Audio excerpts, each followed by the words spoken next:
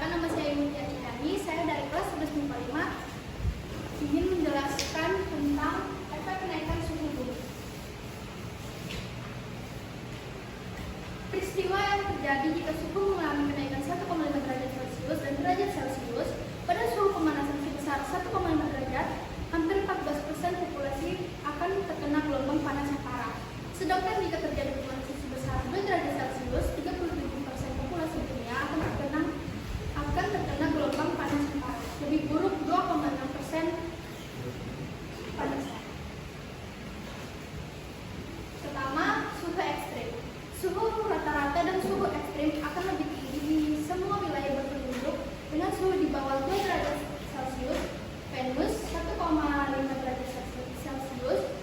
Populasi global akan terkena suhu panas yang ekstrim setidaknya 1 kali dalam 5 tahun. Misalnya, pada suhu pemanasan sebesar 1,5 derajat Celcius, hampir 14% populasi dunia akan terkena gelombang panas yang parah, sedangkan jika terjadi pemanasan sebesar 2 derajat Celcius, 37% populasi dunia akan terkena gelombang panas yang parah. Lebih buruk 2,6%. Kekeringan. Kemungkinan terjadinya kekeringan dan risiko terhadap tersediaan air dapat dikurangi secara signifikan jika pemanasan dibatasi hingga 1,5 derajat Celcius.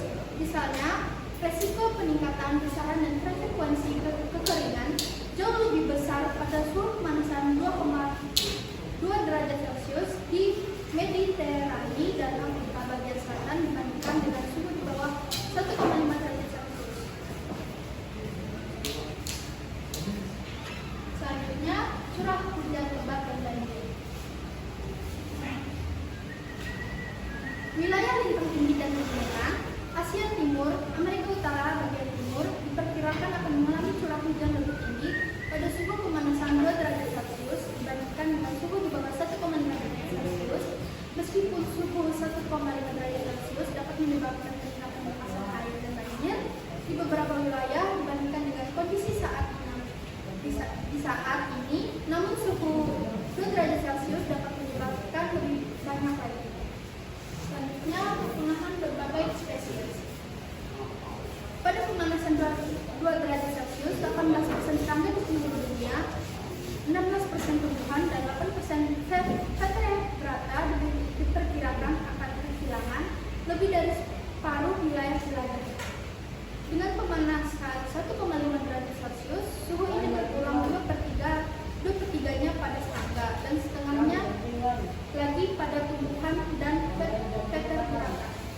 Faktor-faktor lain yang menyebabkan hilangnya spesies seperti kebakaran hutan, menyebabkan hama, dan penyakit juga akan berkurang jika pemanasan tetap pada 1,5 derajat Celcius.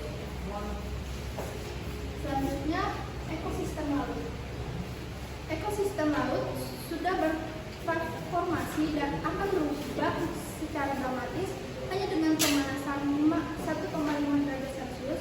Namun, membatasi pemanasan hingga 1,5 derajat Celcius dapat mencegah banyak dampak yang ditimbulkan oleh suhu tinggi. Misalnya, terumbu karang diperkirakan akan menyusut sebesar 70-90% dengan pemanasan lebih dari 1,5 derajat Celcius. Dengan tambahan setengah derajat pemanasan, kerugian diperkirakan akan mencapai lebih dari 99%. Hilangnya produktivitas perikanan di daerah yang rendah, pengamanan zona mati dan kondisi berbahaya lainnya diperkirakan akan lebih parah dengan pemanasan yang lebih tinggi dari 1,7 derajat Celcius. Misalnya, sebuah penelitian yang diikuti dalam laporan tersebut menemukan bahwa tangkapan penggunaan global perikanan laut menurun sebesar 1,5 juta ton dan suhu pemanasan 1,5 derajat Celcius di bawah 2 derajat Celcius.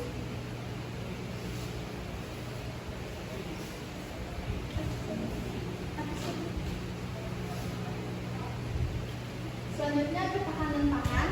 Resiko kekurangan pangan diperkirakan lebih rendah di wilayah Sahel, Afrika bagian selatan, Mediterania dan Amazon dengan suhu pemanasan 1,5 derajat Celcius dibandingkan dengan suhu pemanasan 2 derajat Celcius. Perikanan dan budidaya perairan